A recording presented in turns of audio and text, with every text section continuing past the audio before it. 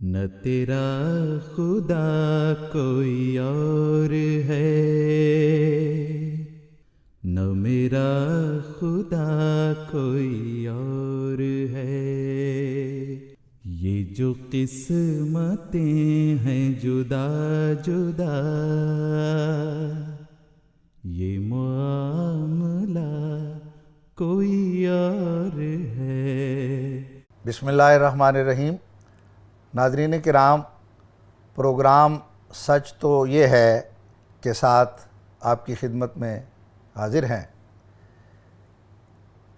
20 اور 21 نومبر کو 2018 میں حکومت پاکستان کے زیر اہتمام اسلام آباد میں ایک بین الاقوامی سیرت کانفرنس منعقد ہوئی، جس کا عنوان رحمت للعالمین کے نام پہ رکھا گیا تھا، اور اس میں وزیر اعظم صاحب بھی شریک ہوئے۔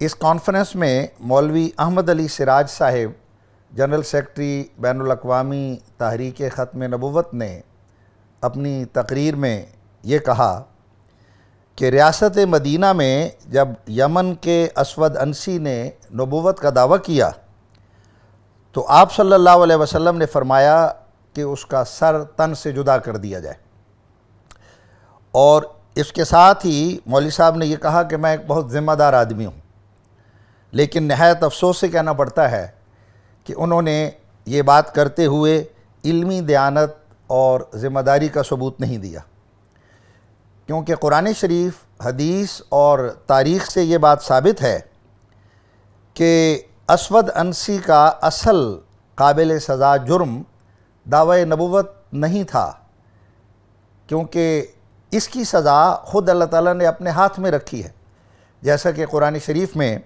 سورہ حاقہ کی آیت نمبر 45 تا 48 میں یہ اصول بیان کیا گیا ہے کہ جھوٹا نبی قتل ہوگا اور اس کا سلسلہ تباہ و برباد ہوگا۔ دراصل اسود انسی کا اصل جرم حکومت کے خلاف بغاوت تھا، اور رسول اللہ صلی اللہ علیہ وسلم نے مدعی نبوت کا سر قلم کرنے کا حکم نہیں دیا تھا، بلکہ اس باغی کے حملوں سے دفاع کرنے کے لیے اور اس کا مقابلہ کرنے کی اجازت دی تھی۔ جہاں تک اسود انسی اور مسیلمہ کذاب کے فتنہ بغاوت کا تعلق ہے، رسول اللہ صلی اللہ علیہ وسلم کی زندگی میں ہی اللہ تعالیٰ نے آپ کو اس کی پیشگی خبر دے دی تھی۔ چنانچہ بخاری شریف میں ہے، حضرت ابو ہریرہ رضی اللہ عنہ بیان کرتے ہیں کہ رسول اللہ صلی اللہ علیہ وسلم نے فرمایا کہ میں سویا ہوا تھا، اس اثناء میں نے اپنے ہاتھ میں سونے کے 2 کنگن دیکھے اور انہوں نے مجھے فکر میں ڈال دیا۔ پھر خواب میں ہی مجھے وحی کی گئی کہ میں ان پر پھونکوں، اور میں نے ان پر پھونکا تو وہ دونوں اڑ گئے۔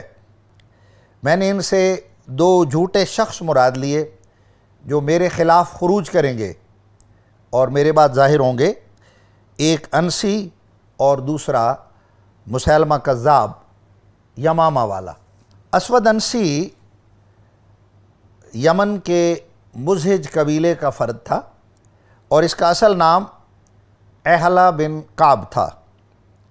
مورخ ابن اسیر کے مطابق حجۃ الوداع 10 ہجری میں اسود انسی نے اسلام سے مرتد ہو کر پہلے نبوت کا دعویٰ کر دیا، جس میں یہ مختلف کرتب اور شعبدہ بازی کی باتیں لوگوں کو دکھاتا تھا، اور قبیلہ مزہج اس کا پیروکار بن گیا۔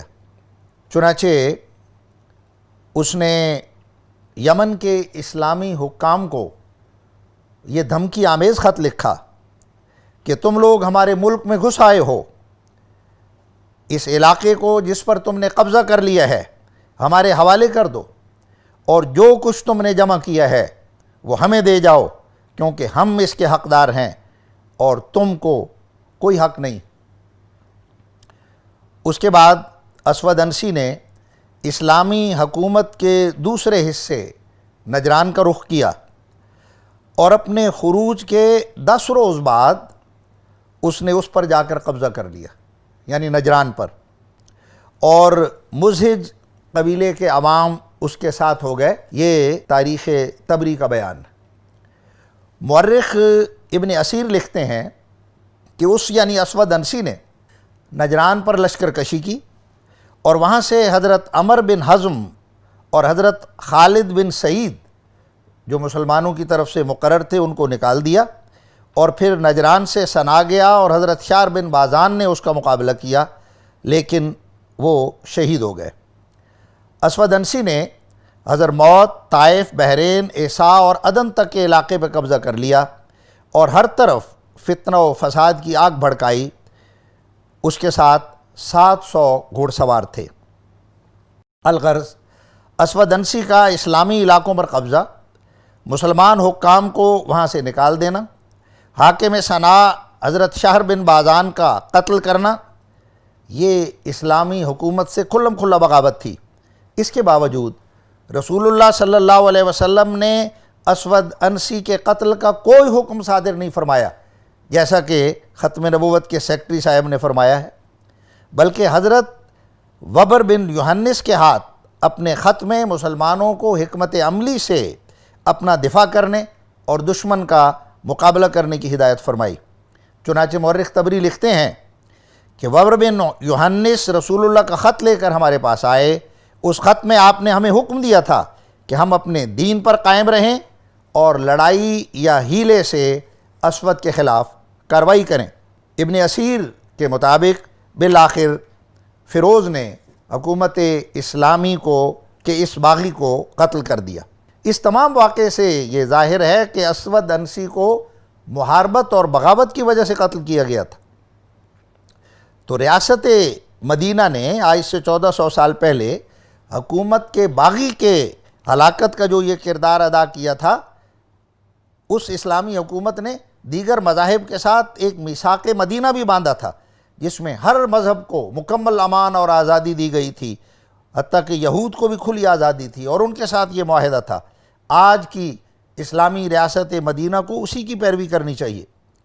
تاریخ ختم نبوت کے جنرل سیکرٹری سے ہمارا یہ سوال ہے کہ اسود انسی کے ساتھ انہوں نے جو بانی جماعت احمدیہ کو تشبیہ دی تو کیسے دی؟ وہ تو بغاوت کی سزا میں مارا گیا اور ہلاک ہوا، اور حضرت بانی جماعت نے تو تبھی موت سے وفات پائی۔ آپ نے اپنے دعویٰ الہام 1882 کے بعد سے لے کر 1908 تک ایک لمبا عرصہ سنت نبوی کے مطابق گزارا۔ اگر آپ کا دعویٰ الہام جھوٹا تھا تو قرآنی اصول کے مطابق آپ کا انجام بھی اسود انسی یا مسیلمہ کذاب جیسا ہوتا، جیسا کہ مولوی ثناء اللہ صاحب امرتسری نے بھی لکھا ہے کہ نظام عالم میں جہاں اور قوانین خداوندی ہیں، یہ بھی ہے کہ کاذب مدعی نبوت کی ترقی نہیں ہوا کرتی، بلکہ وہ جان سے مار دیا جاتا ہے۔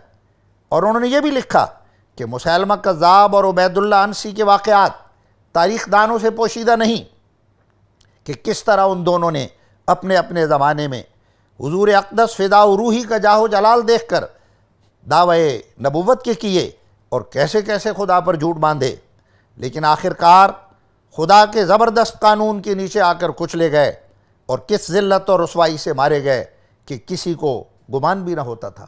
بس اصل بات یہ ہے ناظرین، جو حضرت بانی جماعت احمدیہ نے فرمائی کہ کیا خدا نے نہیں کہا کہ الہام کا افتراء کے طور پر دعویٰ کرنے والے ہلاک کیے جائیں گے اور خدا پر جھوٹ باندھنے والے پکڑے جائیں گے؟ یہ تو توریت میں بھی ہے کہ جھوٹا نبی قتل کیا جائے گا، اور انجیل میں بھی ہے کہ جھوٹا جلد فنا ہوگا اور اس کی جماعت متفرق ہو جائے گی۔